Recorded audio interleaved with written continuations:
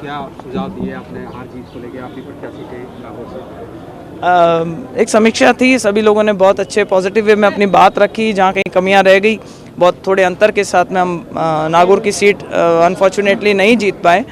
तो जो हमारी कमियां थी उनको हम मान करके उन पर बिल्ड करेंगे। हमारी कोशिश ये रहेगी सभी एक साथ मिल करके और यहाँ पे संगठन को भी मजबूत कर सकें, सरकार की ज़्यादा से ज़्यादा योजनाओं का लाभ उठा सकें। और दूसरा मुद्दा ये था कि क्योंकि नागौर लोकसभा में अब एक ऐसी सीट भी है जिस पे बाई इलेक्शन होगा, तो उस पर भी फोकस था। हम चाहेंगे कि आने वाले समय में जब बाई इलेक्शन हो तो ये सीट जो है वो भारतीय जनता पार्टी के खाते में जाए, उसको लेकर के भी चर्चा हुई थी। क्या कमी रही मैम? कई तरीके की बातें होती हैं जो अपने अंदर की बात होती है, जिसके ऊपर बिल्ड करना होता है, एक्शन करना होता है। और मुझे पूरा विश्वास है आने वाले समय में आप कुछ बदलाव देखेंगे, संगठन को मजबूत करने वाले ऐसे बदलाव देखेंगे। सरकार की तरफ से क्षेत्र के अंदर जो विकास कार्य हो सके उनको देखेंगे, तो एक पॉजिटिव मैसेज लेकर के हम वापस से जनता के बीच में जाएंगे। मेरे साथ नागौर में हमारे सामने वाले जो ओपोनेंट थे वो दो पार्टियां एक साथ मिलकर के चुनाव लड़ रही थी, और आप समझते हैं कि उनमें हमेशा से ही नागौर एक थोड़ी टफ कॉन्स्टिट्यूंसी रही है, लेकिन जनता का बहुत अच्छा समर्थन रहा। और मैं आप लोगों के माध्यम से पुनः एक बार सबको विश्वास दिलाना चाहती हूँ कि भारतीय जनता पार्टी की जो सरकार है उसका जिन लोगों ने हमें समर्थन दिया उनको ज़्यादा से ज़्यादा हमारे क्षेत्र को लाभ हो सके, इसका ये प्रयास जारी रहेगा। और कारण क्या रखे आपकी? आपने कुछ कारण बताए होंगे, उन्होंने पूछे होंगे, पार्टी ने कोई कारण भी आए सामने? कुछ होते हैं अपने डिस्कशंस करने की चीज़ें होती है जिनको सुधारा जा सकता है। मेरी हमेशा से ये सोच रही है कि जो कमी रही है उसके ऊपर हम बिल्ड करें, उन कमियों को दूर करें, ताकि आने वाले जैसे ही मतलब हमारे बाई इलेक्शन होंगे उसके अंदर हमें वापस से वो गलतियाँ जो सुधारने की ज़रूरत है और ज़्यादा मजबूती के साथ लड़ेंगे। और क्योंकि अब फोकस विधानसभा के अंदर ये क्योंकि उपचुनाव होंगे तो ज़्यादा अच्छे से फोकस कर सकते हैं, तो हमारी कोशिश यही रहेगी कि हनुमान जी क्या बीजेपी के नेताओं के संपर्क में है क्या?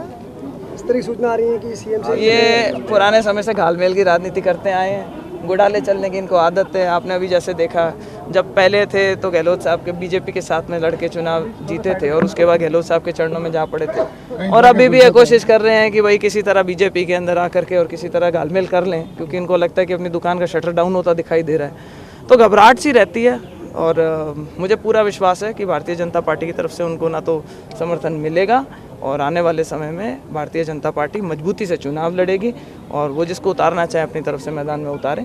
और मैं तो कहूँगी कि वो हर बार जब चैलेंज करते हैं कि मैं अकेला चुनाव लड़ता हूँ, और मैंने भाई अब की बार मैं भी कहती हूँ क्या मिल करके दो पार्टियाँ एक साथ होकर के लड़ने का बेस्ट, साखियों के सारे चुनाव लड़ने का काम बंद करूँ। खेमसर की सीट खाली है, क्या आप वहाँ से मैदान उतरना चाहेंगे बीजेपी लड़ाई? नहीं, अभी ऐसा कोई चर्चा इस बारे में नहीं हुई है। जो पार्टी का निर्देश होगा उसके हिसाब से काम करेंगे, पर हम सभी मिलकर के बहुत अच्छे मजबूती से चुनाव लड़ेंगे। और पक्की बात है कि खिमसर की जो सीट है वो इस बार भारतीय जनता पार्टी के पक्ष में जाएगी। नागौर के अलावा हम पूरे स्टेट की अगर बात करें, सीटें कम हुई है, मानना पड़ेगा जी। क्या प्रमुख कारण आपको देखने को मिले? स्टेट में आपकी भी और नेताओं से भी बात हुई होगी, क्या कारण सामने आ रहे हैं? देखिए, कुछ नेशनल लेवल के ऊपर एक भ्रांति फैला दी गई थी कि 400 सीटें आएंगी तो रिजर्वेशन के ऊपर गाज गिर जाएगी। वो एक गलत प्रचार करने में कांग्रेस के और जो इंडिया गठबंधन के लोग थे वो ज़्यादा कामयाब रहे। लोग बरगलावे में आ गए। मुझे लगता है इसका कहीं ना कहीं छोटा बड़ा नुकसान हुआ है। और उसके अलावा ये होता है कि भारतीय जनता पार्टी पिछले 2 बार से लगातार 25 सीटें राजस्थान में जीतती आई थी। आप सभी जानते हैं कि टॉप पे पहुंचना आसान होता है, पर टॉप पे बने रहना थोड़ा मुश्किल होता है। लेकिन फिर भी मैं ये कहूँगी कि अच्छा नतीजा रहा है, वोट परसेंटेज की टर्म्स के अंदर अच्छा रहा है। अगर कहीं कमी हुई है तो उसको सुधारने के अंदर बीजेपी जो है वो बहुत सक्षम पार्टी है। हम अच्छे से उसका संज्ञान लेते हैं और अपनी जो भूल होती है उसको मान करके और उसके ऊपर बिल्ड करके और पॉजिटिव वे में उसको काम करना चालू करते हैं। भाषण हुआ था सचिन पायलट का, उन्होंने कहा कि आपकी पार्टी को अहंकार हो गया था, आपने 400 पार का नारा अहंकार था इसलिए आप लूज किए। विपक्ष है, उनकी तो ड्यूटी है कुछ ना कुछ बोलना है, पर बात अहंकार का नहीं है। जहाँ पे हमारे प्रधानमंत्री खुद बोलते हैं कि मैं प्रधान सेवक हूँ, तो वो अहंकार के रूप में नहीं बोलते। और जो भी उन्होंने आज तक फैसले लेने की बात करी है वो देश के हित में फैसले लेने की बात करी है। तो जब वो 400 बोल रहे थे तो मोदी जी अपने लिए नहीं मांग रहे थे, वो देश को एक सही दिशा में ले जाने के लिए वो उस तरीके का समर्थन चाह रहे थे जनता से। और मुझे बहुत खुशी है इस बात की कि वो तीसरी बार लगातार प्रधानमंत्री बने, और मुझे पूरा विश्वास है कि हमारा भारत नई ऊंचाइयां उनके नेतृत्व के अंदर नई ऊंचाइयां छू रहा है। भी हमलावर है, ये विपक्ष ने बात नहीं की है, ये आरएसएस भी हमलावर है। इंद्रेश कुमार ने भी यही बात कही थी कि जिनको घमंड हो गया था उनको 241 पर रोक दिया है। आज उसका खंडन भी आया है। अगर आप उस खबर के ऊपर विश्वास कर रहे हैं तो जो आरएसएस की तरफ से खंडन आया उसका भी विश्वास कीजिए।